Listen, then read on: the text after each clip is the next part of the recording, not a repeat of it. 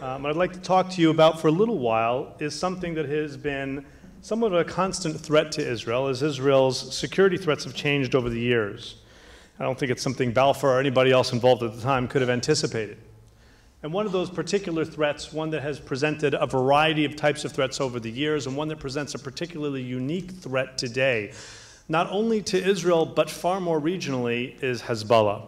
Now, if I say anything that makes sense to you today, I encourage you to go and buy as many copies of my book as you like. I really don't care if you read it, I just want you to buy it. So Hezbollah started off many years ago, ironically, not entirely, certainly not only, targeting Israel. Yes, when the Israelis first went into Lebanon, they were greeted with candies and with rice, and soon they were seen as an occupying power, but they were not the only ones. US forces, French forces, Italian forces, all, properly or improperly, were seen as foreigners. And there had been a new kid on the block that came around in 1979, the Islamic Republic of Iran. As it tried to begin to export its revolution, it began to build proxies.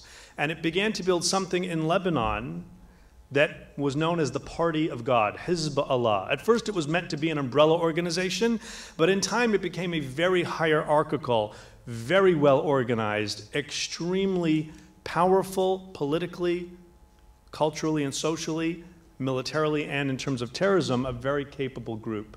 But it first came onto the scene targeting not just Israel, but the West in Lebanon. Later, that would move outside Lebanon, first to Europe, then to the Gulf, and then elsewhere. But in the very first instance, we had Hezbollah targeting the US Embassy not once, but twice, and of course the US Marine barracks and French barracks as well. Now we know from court cases that have come out in federal court in the United States that this particular incident of the Marine barracks was a particular tragedy and an intelligence failure.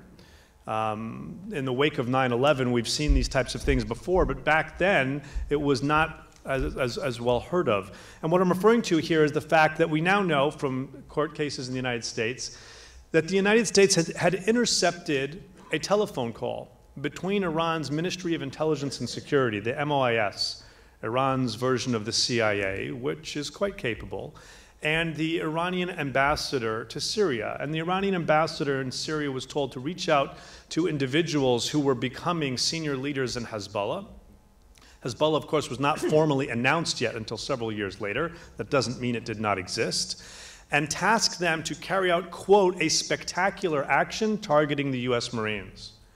This information didn't reach the desk of anybody who could do anything about it until 2 days after the bombing. People in the US intelligence community later referred to this as, quote, solid gold, the type of intelligence you only usually get in the movies and on TV. From here, we had an expansion of Hezbollah's activities around the world, again, not always and entirely or even primarily at this point targeting Israel. The idea of Hezbollah having as its primary raison d'etre the destruction of Israel, the removal of Israeli quote-unquote occupation from Lebanon, that came later. At first you had what the CIA referred to here on the left, and this is a declassified page from a CIA report, Wild, Wild West Beirut, Hezbollah taking over control of the airport, being in control of West Beirut, of course the many, many series of kidnappings of Westerners. Here you have Imad Mughniya, and this is not Mughniya, this is one of his partners involved in the TWA hijacking. Again, an attack that started in Europe, a flight within Europe from Athens to Rome and then onward to the United States, leading to the death of a US Navy diver who happened to be on the plane, who was shot and his body was thrown in the tarmac. And then you have the expansion of the hostage crisis and the expansion of Hezbollah terrorist activity, not only beyond Lebanon, not only beyond Europe, but now broadening out into the Gulf. Again, you're not seeing Israel here yet, are you? But here you have a young picture of Mustafa Badruddin, who until not too long ago was the head of Hezbollah's Islamic Jihad organization or external security organization. They're both the same thing, Hezbollah's terrorist wing. He was killed in Syria. But at the time, he was one of 2 Lebanese Hezbollah operatives who partnered with Iraqi Shia militants, all of whom were proxies for Iran, and engaged in a series of terrorist attacks in Kuwait, targeting American interests, targeting French interests, and at one point trying to assassinate the Emir of Kuwait. They came very, very close. They just rammed into the wrong car in the Emir's motorcade. They became known as the Dawa 17. They were jailed. They were sentenced to death. Hezbollah sent a communication to Kuwait that they should not follow through on the sentence or else bad things would happen, and they didn't. He stayed in jail until Iraq invaded Kuwait, let all these prisoners out of the prisons, and Badruddin went to Iran and from there to Lebanon. But back in the day, you had this very sharp increase in Hezbollah activity in the Gulf that had nothing to do with Israel and had everything to do with its role as a proxy for Iran. And you will see that circling through Hezbollah's history back today to something that is a major component of what Hezbollah is today. I'll get to that in a minute. Hezbollah didn't stop its activities in Europe, and we're going to show how that hasn't stopped over time. One of the most important cases was that of the Hamadi brothers in June 1987, arrested at Frankfurt Airport. It appeared that they had weapons, explosives that they were preparing to deliver to a cell in Italy. One brother is arrested in Germany because he had the explosives in his bags. The other is released. He tries to secure the release of his brother by kidnapping more Europeans. In Lebanon, he kidnapped some people he thought were Germans, but they weren't. They were Swiss. They were speaking Swiss-German.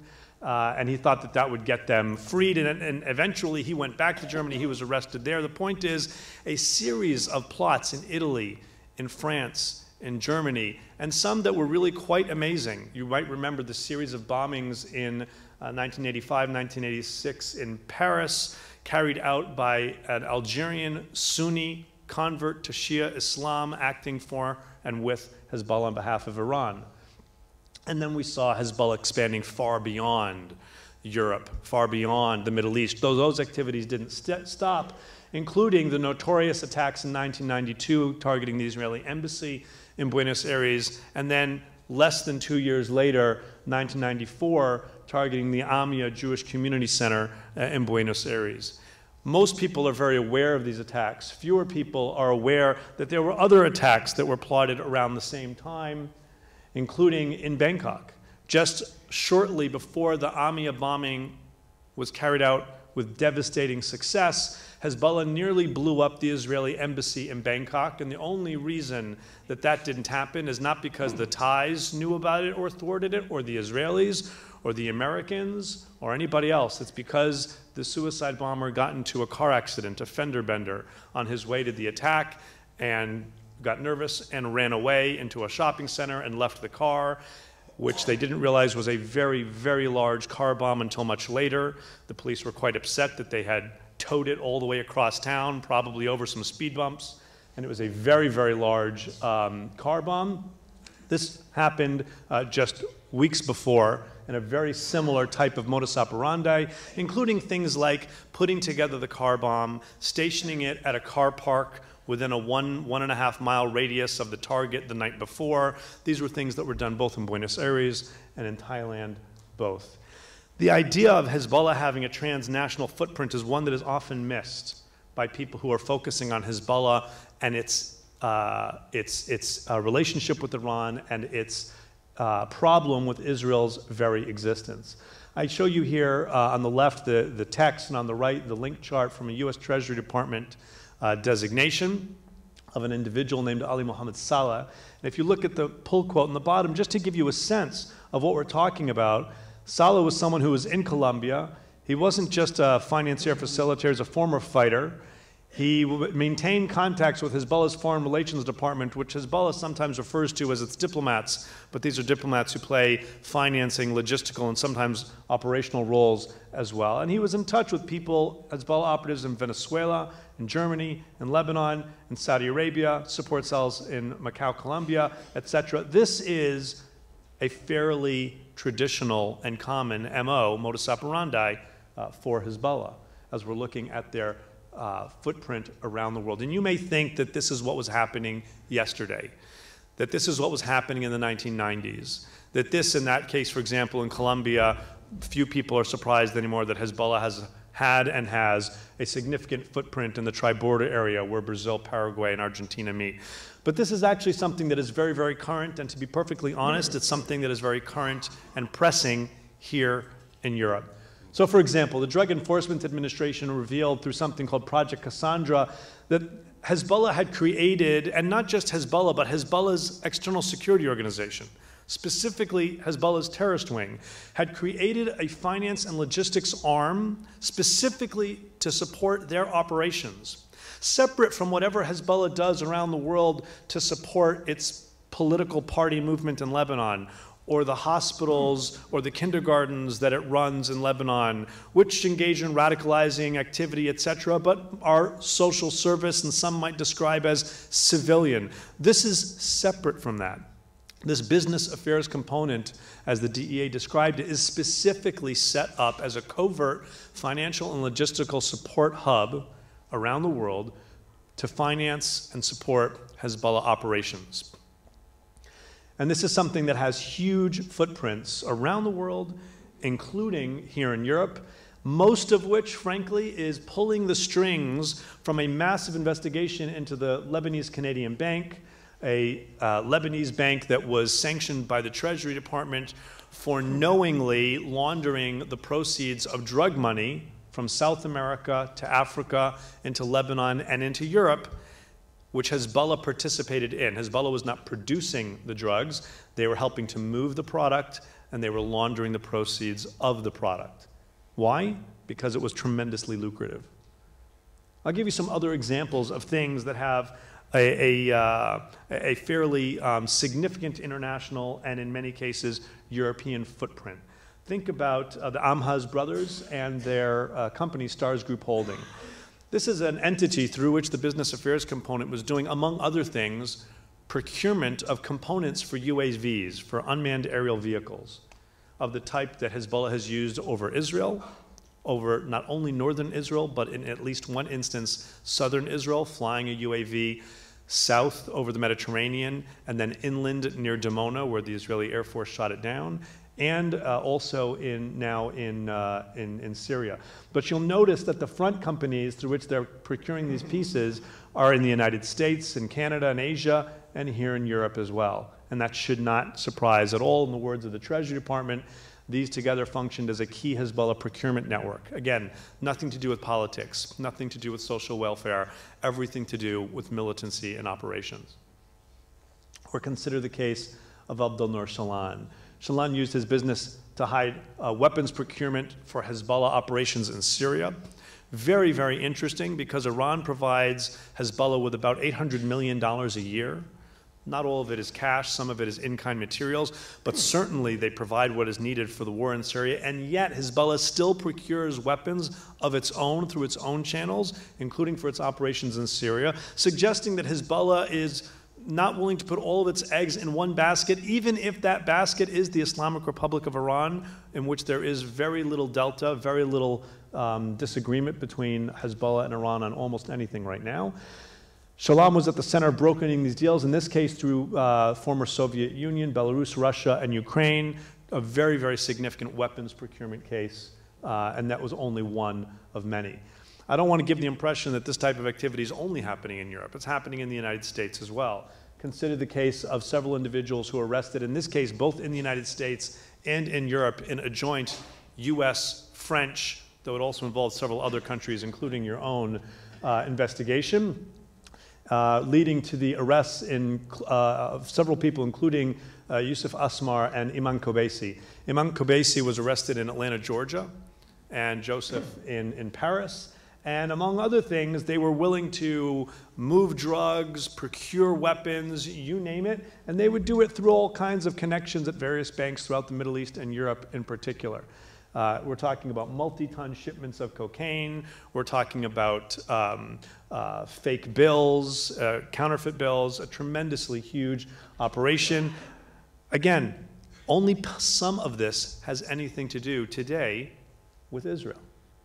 Consider Ali Yusuf Shara and the Spectrum Investments, the communications industry in West Africa, of all places, but also, of course, footprints in Europe as well. So what does this all mean? What it means is that as Hezbollah has broadened out in its first days targeting the West and then targeting Israel, and now again targeting things beyond Israel, Hezbollah has become more than just a group focused on its neighbor to the south. Consider, for example, the case of Ali Fayyad. As in many cases that we've seen recently over the past few years with Hezbollah, a dual national, someone with Lebanese citizenship and citizenship in another country.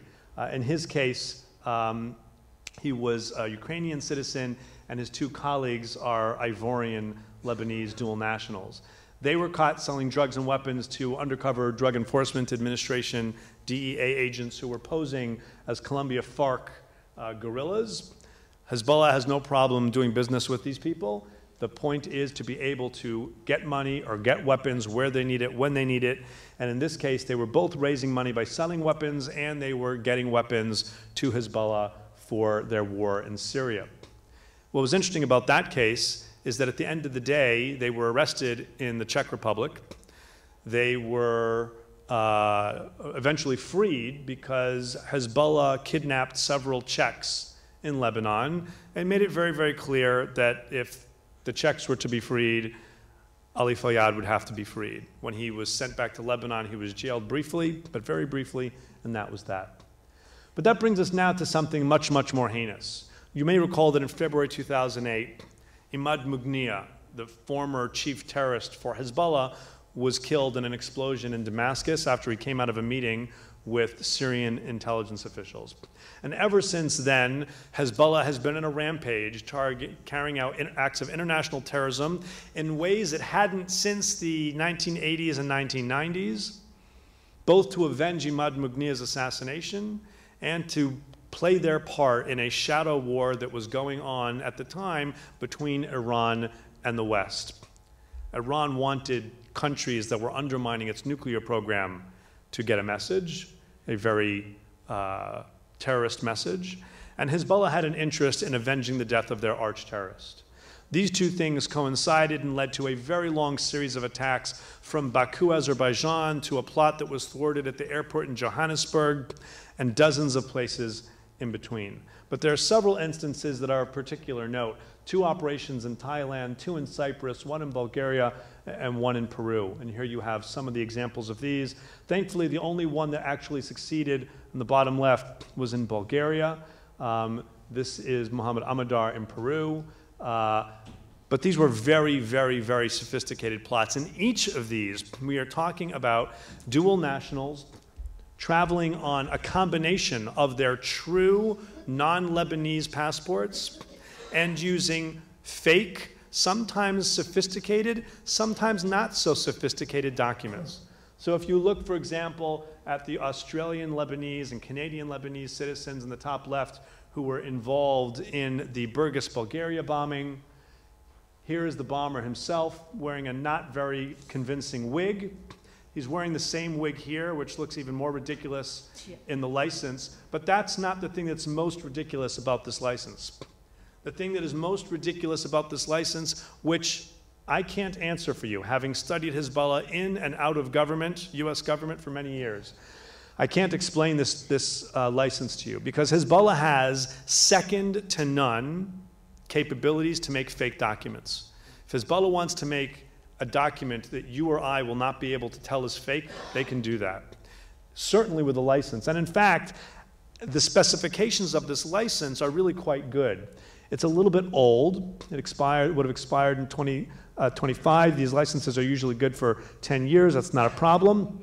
What's amazing here, aside from the bad getup, is that this is a Michigan license, which for those of you who knows American geography is in the center north of the country, but the address is in Baton Rouge, Louisiana, which is very far away. And I can't explain to you how they would make such a mistake. There's human error involved. Maybe the forger was rushed. I can't tell you. But at the end of the day, it was enough. He used this to rent a car. And the young woman who was working the car rental desk during the summer as a summer job didn't know that Baton Rouge, Louisiana is nowhere near Michigan. And it worked for the purpose of the simple domestic activities that they needed to carry out. Again, something that we are seeing all over the world, using true non-Lebanese documents to travel, and then using fake documents to procure a safe house, to procure a storage facility, to rent an automobile. And we're seeing this over and over and over again. This shouldn't actually entirely surprise. In the bottom left, you have the true passport of one of the operatives, Hussein Atris, who was apprehended in one of the attacks that were plotted in Thailand. But this shouldn't surprise, again, a declassified, I'm not sharing things that are still secret, you'll see it's crossed out here, declassified CIA report from the 1990s on the expanding links between alien smugglers and extremist threats to the United States. And the very opening statement, travelers associated with various terrorist groups, including Hezbollah and others, are tapping into the global alien smuggling network. We've known about this for a very long time. It just hasn't been as pressing, as common. So if you look, for example, at the documents that were used in the case in Peru, the plot that was thwarted there of Mohammed Ahmadar, he had all kinds of true and fake documents that were used for different purposes in terms of travel and the local activities he was engaged in Peru. And we have other cases too. Perhaps the most senior Hezbollah operative ever to be apprehended, in this case in southern Iraq. During the Iraq War, Hezbollah had an entire unit, Unit 3800, dedicated simply to training up Iraqi Shia militias, Kataib Hezbollah, Asa'ib al-Haq, and others to target Western forces, in particular US and UK forces, but others as well. It was these plots that led the UK to expand its designation of Hezbollah from just the ESO terrorist wing to the full military wing, but not the full group. Only the Netherlands and the US and a few others do that. In this case, Ali Musa Dakduk was captured by SAS, British Special Forces in the south. He was so well trained that he pretended to be deaf and mute for several weeks. Imagine having such discipline that you react to nothing that is said around you. I hear some giggles, and it is kind of funny, but it actually is tremendous, tremendous skill, great operational security. He was eventually released, even though he was indicted in the United States under pressure from Iran on the government of Iraq.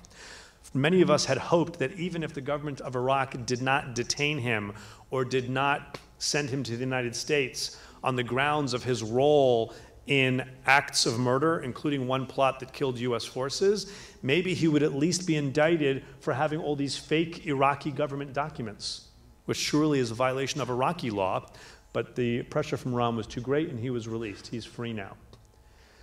We've seen Hezbollah continue doing all kinds of aggressive things, and not just in places where it's easy to operate, like the tri-border area of South America, or in Bulgaria, or in Peru, or in Cyprus, but even in places like New York City.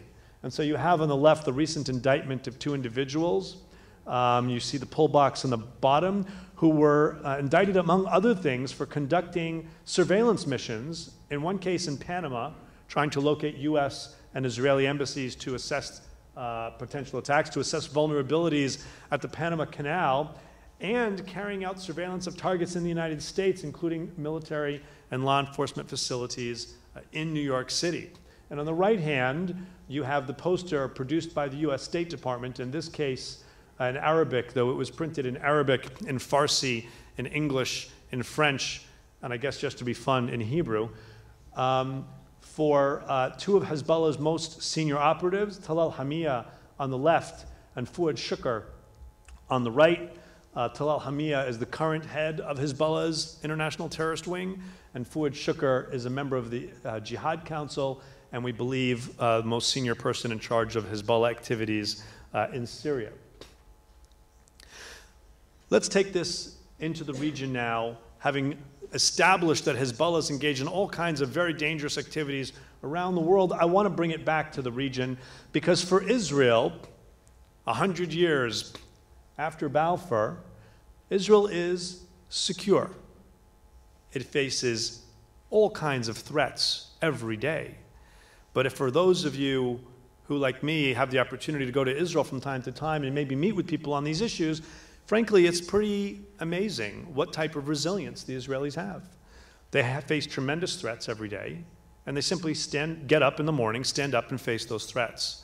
And among the things they have to face are things like this: big billboards just across the border in Lebanon, literally stone's throw from northern civilian Israeli communities.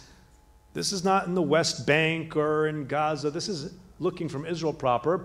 It signs from Hezbollah saying, in Arabic and in Hebrew, "We are coming." You can see it in the bottom left, Ba'im, we are coming. This type of propaganda on a regular basis, and it's not just propaganda based on Israel's experience. Right now, Israeli officials seem quite clear that they don't want to start a war with Hezbollah, and they don't think Hezbollah wants to start a war with Israel, if for no other reason than the fact that Hezbollah is deeply entrenched in another war next door in Syria, and they can't operate as well on two fronts. When the Secretary General of Hezbollah, Hassan Nasrallah, first started admitting that Hezbollah operatives were on the ground in Syria long after they had first deployed, he said, well, the road to Jerusalem goes through Damascus. Even his supporters didn't believe him. It basically just demonstrates that he's not good at geography. But when you stand at the northern Israel, as I did just in September, and you look out at Hezbollah flags, at billboards like this, you can understand why Israeli civilians feel extremely uncomfortable given the history of Hezbollah incursions into Israel, and also the fact that they have a very, very large rocket arsenal, including actual rockets and other projectiles, easily at 150,000, much, much larger than most countries.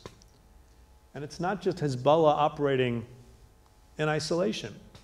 This poster was for Quds Day in 2016, and it features the late Khomeini, the current Supreme Leader Khamenei, the head of the Islamic Revolutionary Guards Corps Quds Force, Qasem Soleimani, and Nasrallah vowing to annihilate Israel. And some might say this is just propaganda. And I would say that this is propaganda that is backed up by actions on the ground. Those missiles that Hezbollah has collected from Iran, and that Iran continues to try to send to Hezbollah, not just more sophisticated missiles in terms of the distance they can fly, but in terms of having guided systems. In 2006, they could fire rockets generally at a city. Now they could fire rockets generally at a building, in some cases even a window. Those are not collected to serve as paperweights. And so the Israelis released this some time ago. Whether it's exactly accurate or not is missing the point. The fact is that the UN has reported that Hezbollah is deployed heavily, well below the Litani River, in violation of UN Security Council resolutions. And as the US Congress recently demonstrated by passing a resolution taking issue with Hezbollah's use of human shields, Hezbollah is deploying rockets and militants in communities. It is going to people and saying, one of the rooms in your home will be used for us to store our rockets. That is a violation of international law. It's a violation of UN Security Council resolutions. And obviously, it makes it much, much more difficult for Israel, which does care about collateral damage, to target these, because to target a collection of Hezbollah rockets, you would have to target, in this instance, somebody's home. And then, of course, there are the issues of the rockets. And these I really cannot stress enough. The fact is that this makes Hezbollah something between a terrorist threat and an existential threat. It is not an existential threat. But the idea, the threat that in the next conflict with Israel you could have, despite Israel's multiple tiered anti-rocket systems, Iron Dome, David Sling, etc., which are the best in the world, but they can be overwhelmed in numbers. The fact is that in the next conflict with Israel, thousands of rockets will penetrate Israeli airspace, and many civilians will die. And that is something that no country should be expected to be able to tolerate. I can tell you the United States would not. And so we've seen now this escalation of flyovers with UAVs and rockets. It is a completely different game. It makes Hezbollah nervous, ironically, that maybe, because Israel is so concerned about the rockets, maybe Israel will take advantage of the fact that Hezbollah is distracted in Syria and do something preemptively to try and take out that rocket threat. And that makes Hezbollah nervous, which makes Hezbollah do things that then make Israel nervous. At the end of the day, though, they both have found ways to communicate to one another, and the fact that Hezbollah is so deeply entrenched in Syria has had deep ramifications for its readiness in the south, including pulling very senior, important operatives from the south out into Syria. And in some of those cases, people like Abu Ali Tabtabai, one of Hezbollah's most senior special operations commanders, was pulled not just from southern Lebanon into Syria, but then fairly quickly from Syria into Yemen. Hezbollah does not have a big footprint in Yemen, maybe a few dozen people maximum, but some of them are very, very senior people. And you might have heard that the Saudis announced this week, it's been a very, very busy week in the region, but they announced that the rocket that they shot down near Riyadh, shot by the Houthis, was supplied by Iran and actually shot by Hezbollah operatives who are there to train and operate some of the more sophisticated weapon systems. You now have Hezbollah in Iraq. You have Hezbollah in Yemen. You have Hezbollah engaged very closely in some of the activities in Bahrain. You have Hezbollah certainly in Syria. None of those have anything to do with Israel. That doesn't mean, when I say here, for example, that Hezbollah is pivoted towards the Gulf, that pivot towards the Gulf is necessarily away from Israel. Hezbollah hates Israel. They're not about to become Zionists. But they are not only distracted by Syria, they are now regionally oriented. And you don't need to take my word for it. Senior Hezbollah officials have been saying this themselves, and they've been saying it long before Syria. They were saying it right after the 2006 war. We are now, Naim Qassem, the Deputy Secretary General of Hezbollah, said after the 2006 war, we are now a regional organization. The difference is that after 2006, much of the Arab and Muslim world thought Hezbollah was great. They stuck their finger in Israel's eye. They were the first Arab army to beat Israel by not being defeated by Israel, winning by surviving. No one is saying that today. Hezbollah is deeply despised throughout the Arab and Muslim worlds, in particular the Sunni world. And this has, again, nothing to do with Israel and everything to do with the fact that Hezbollah has become the special forces for the Assad regime, working with Shia militias and the IRGC, using Russian air cover to defend the indefensible, which is the Assad regime, which is hated today not because of his position towards Israel. Frankly, Assad maintained the most secure Israeli border Israel had for years. That border is less secure now. But because Assad used chemical weapons and starvation as a tactic of war, and barrel bombs against his own people. And you now have Hezbollah defending the butcher of Sunnis. And that creates a very different dynamic. That dynamic goes all over the place. If you look here in the bottom right from Shia militia social media, if you look at the poster, it says, "Death to America." That's not new for these guys. "Death to the Saudi family." They are now equally concerned about the Saudis and the Gulfies, and that's for a variety of reasons. One is, for a while, they were quite concerned that the Saudis were behind the assassination of Mustafa Badruddin in Syria. Mustafa Badruddin was the head of Hezbollah forces in Syria, and at the same time, the head of Hezbollah's terrorist wing. He was Ahmad Mughniya's brother-in-law. Reportedly, the two of them were sitting on a roof with binoculars watching the Marine barracks bombing that they had planned out so many years before. It's now believed that this was an inside job and that Iran was actually quite angry at Badruddin, but that's another story. Hezbollah at first blamed Israel, and then Nasrallah did an amazing thing and basically said, we are never afraid to blame Israel for the many horrible things it does, but Israel didn't do this. Nasrallah, effectively, was defending Israel. Then you have the warrants for the Special Tribunal for Lebanon here in The Hague, which has targeted several Hezbollah operatives, including Badruddin. He's now no longer on the list because he's dead, for assassinating former Lebanese Prime Minister and leader of the Sunni community in Lebanon, Rafiq Hariri, which Hezbollah also felt was a Western American Saudi plot. And then maybe more than anything else, something that very few people have paid attention to. There was this small little thing called the Khobar Towers bombing in Saudi Arabia. Again, nothing to do with Israel. Iran and Hezbollah blowing up a US Air Force sleeping quarters. People, by the way, who were there for an Air Force mission to defend the Shia of southern Iraq from Saddam Hussein, targeted by Iran and Hezbollah. And the man who was the mastermind behind it, Ahmed al-Mughassil, fled to Lebanon, where he lived quite openly in the Hezbollah-controlled areas in the southern districts of Beirut for quite some time, until he was apprehended and extradited to Saudi Arabia, which has Hezbollah now even more angry at Saudi Arabia, but I imagine is giving some very, very strong evidence and details, at least about the history, but probably some very current information too, about the nature of the relationship between Iran and Hezbollah and some of the militant groups in the Gulf. Hezbollah, however, is not soon going to forget the assassination of Imad Mughniyeh.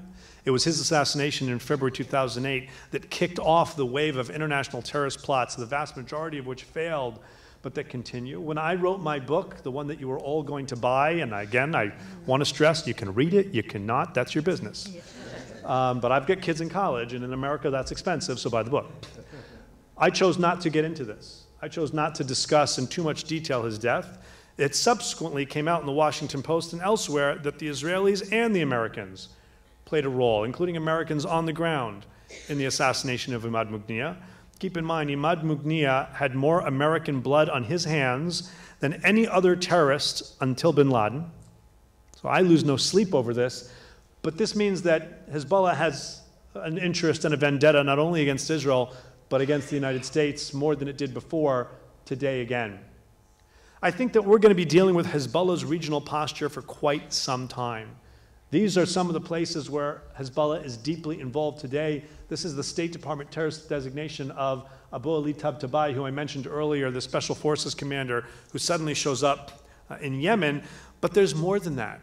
Hezbollah's place in Syria is something to keep a very, very close eye on. Hezbollah is not only not going to be leaving Syria anytime soon, we're very concerned about Hezbollah's position in multiple places. Most people, especially in Israel, are very concerned about Hezbollah's position in western Syria, along the Golan Heights, in Quneitra, in that area between the border and the capital Damascus, for very good reason. Israel does not want to have to fight wars on multiple fronts at once. The defense minister has already said that his concern is that the next war, whether it starts with Hamas in the south or Hezbollah in the north, will be a two-front battle, as whoever starts a fight, the other will join in. The possibility of having a front on the Golan, too, is something that they're not very interested in. But the fact is, the Israelis know how to deal with the terrorist threat. And you're not going to have hundreds of thousands of terrorists swarming that border anytime soon for lots of reasons, not the least of which is that Israel is only involved in the war in Syria in two basic ways.